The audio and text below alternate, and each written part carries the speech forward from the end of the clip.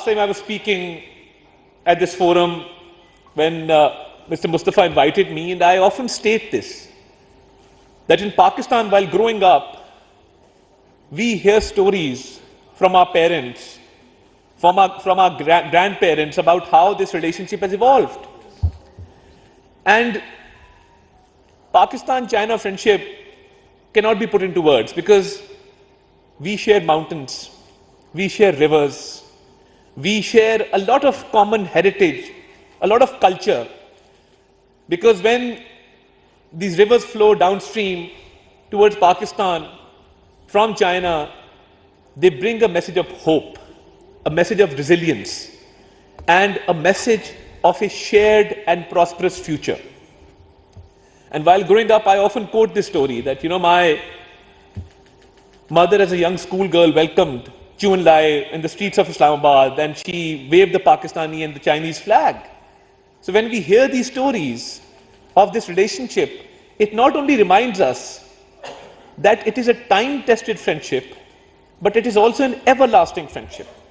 Many countries have this claim of having strategic ties with China, of having a great relationship, but no other country can claim that they are iron brothers or sisters. Only Pakistan has that particular privilege. So we are proud to have that privilege, Honorable Excellency, ladies and gentlemen. And I think in 2015, we laid a new foundation in this country known as the Pakistan-China Economic Corridor. And this corridor brought about a cultural change, where we had investments coming in, where we had infrastructure being built, where we had industry being built, where we had airports and seaports being developed. We also saw a cultural change in Pakistan. And it's always heartening when we see a Chinese citizen speaking fluent Urdu, or we see a Pakistani citizen speaking fluent Chinese.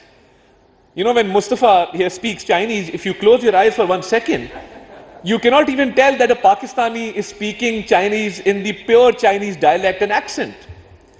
This is a cultural change which CPEC has brought about. CPEC in Pakistan has broken a lot of barriers. It has broken the barrier of language, and it has broken the barriers of division. It has brought harmony. So the Belt and Road Initiative and CPEC being part of it, where it has brought development, where it has built roads and bridges and ports and industry, it has also built the everlasting bridge of friendship. And this cultural change that we see has now become part of our ethos as we move forward. And we were proud to have witnessed the first phase of CPEC and the visit of President Xi Jinping at that point in time will always be remembered as a turning point and as one of the greatest initiatives taken for the revival of our economy.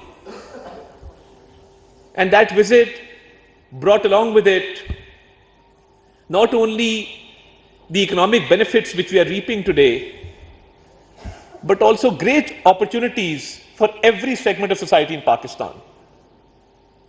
Be it the youth of Pakistan, be it the media of Pakistan, be it the industry of Pakistan. It created employment. And CPEC has only a positive connotation towards it. And as a Pakistani, I believe that when we talk about CPEC, only positivity can be associated with it. When we look at the digital age, and as Information Minister, I've developed Pakistan's first digital communication department. Why? Because there was no digital footprint. I had to change the rules of business and come up with the first digital communication department. Because the government of Pakistan believed for effective communication, there has to be a digital footprint, there has to be a digital segment. we are moving towards evolution. We've come up with the digital Pakistan TV as an English Stratcom tool, which is now on the rise. Our viewership is growing, our outreach is growing. And it was my utmost duty to come up with these platforms because this is not for me, not for my political party, but this is for the state of Pakistan. That whoever becomes information minister after me should have a robust system available to him or her, which can be used as a strategic communication tool to further the state's interests. During the war with India, we saw a lot of misinformation coming in. But that misinformation brought along with it a lot of comic relief as well. So when the Indian media destroyed the port of Lahore or the port of Multan, we really enjoyed that misinformation. And one of my young members, I have a team of Gen Z around me, because this generation, and I often say that, our world is divided into two kinds of people. We have the digital natives and the digital immigrants. So the success of countering misinformation lies in bringing these two communities together. People who are born into technology and people who have adapted technology. And to counter misinformation, we are playing our role. And one of the youngsters came to me during this time and he said, there's a lot of misinformation from the Indian media and they're acting very irresponsibly. And they've banned our YouTube channels in India. And I would like to admire the efforts of our media. Pakistani media acted very, very responsibly. And we were able to fight the narrative war on the international front because our domestic front was in safe hands. So one of the youngsters came up to me and he said, what we can do is, they've banned our YouTube channels, we can air our content on their YouTube channels. And we came up with an innovation and we were able to successfully load that content within the geographical boundaries of India. Why I've quoted this particular incident is because technology is changing. The art of narrative making is changing. And if you don't change with time, time will change you. And when leaders at the World Economic Forum were asked, which is the biggest challenge of our age, they did not say climate change. They did not say nuclear war. They said misinformation is the biggest challenge of our age. So when I hear some of our naive friends talk about CPEC in a negative connotation, I can only say that they don't know the entire truth. And it is our job to make the world aware of what CPEC stands for. As I said, nothing negative can be associated with this. So, in order to get meaningful engagement and to further strengthen the media cooperation for which we are gathered here today, I will make a few proposals. But you see, CPEC is something which has brought about great harmony between our two countries. And the birth of CPEC 2.0 is a byproduct of CPEC 1, because CPEC 1 was launched successfully, which was mainly focused on G2G agreements, which is a success story in itself. Starting from the establishment of the Gwadar seaport, and last year when Premier Lee was here, we inaugurated the Gwadar airport. These are just few examples of the benefits that we have reaped through CPEC 1. So moving forward, the advent of CPEC 2.0, which is mainly focused on B2B agreements and in empowering the business community, the industrialists in this country, that they can further enhance their capacity and can further build on this friendship of Pakistan-China. I think CPEC 2.0 is a great example that when you have success in the public sector, it can lead to success in the business sector. And this time around, when we were in China, two important events that we attended, and as Senator Mushaid Hassan Saeed also mentioned and Dr. Shazra also mentioned, in September, the Victory Day against fascism in World War II, we witnessed the victory parade in China, and we saw the kind of capacity that China has and the desire for peace which China has. So congratulations on that. And next year, we will be celebrating 75 years of our diplomatic relations and friendship.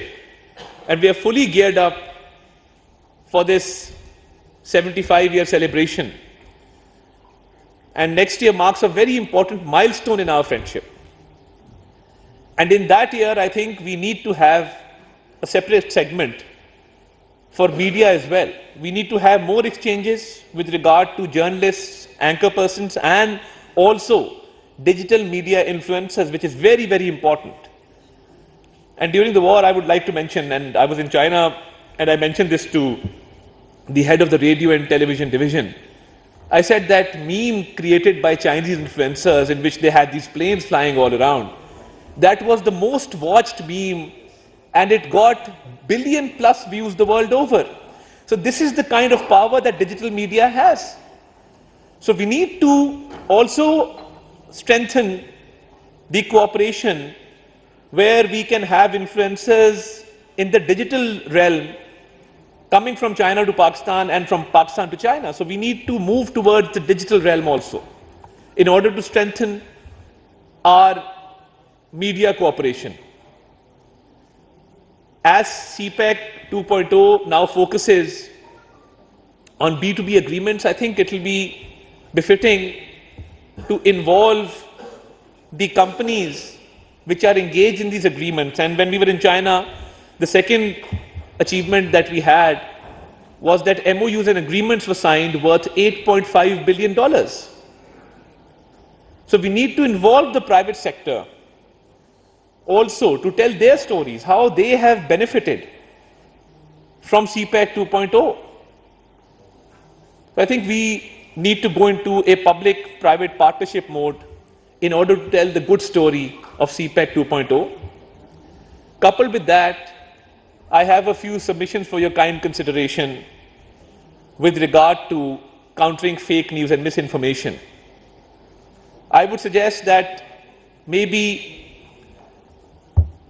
the Pakistan-China Institute can come up with a digital media platform to call out fake news and to label fake news circulating around CPEC as fake news and stating the correct facts. Maybe a fact-check forum can be created, which the government can support fully, which can be supported by the Chinese embassy, and Pakistan-China Institute can host that platform because it is a credible institute and it has the trust of the public and the private sector. So maybe if we can launch a fact-check forum with regard to CPEC, with regard to Pakistan-China cooperation, I think that will go a long way in not only strengthening the media cooperation, but also in getting rid of misinformation and stating the correct facts very, very timely. So if the Honorable Ambassador agrees and if Senator Mushaid Hassan Saeed agrees to this proposal, we can work out the details in a smaller meeting and launch a fact-check forum, because I think it is the need of the hour that we need to have a fact-check forum. I'm very, very grateful.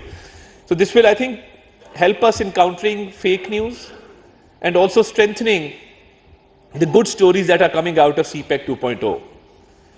And there's great potential in CPEC 2.0, and I accompanied our Prime Minister Shehbaz Sharif to Beijing earlier in September. And the sentiment that we saw in China with regard to Pakistan, I think our friendship has reached new heights, and it is now up to us to tell these stories to the world. And we have a very good story to tell because we have a great history, a great legacy. And when we see our legacy that our elders have left behind, one particular image comes to mind.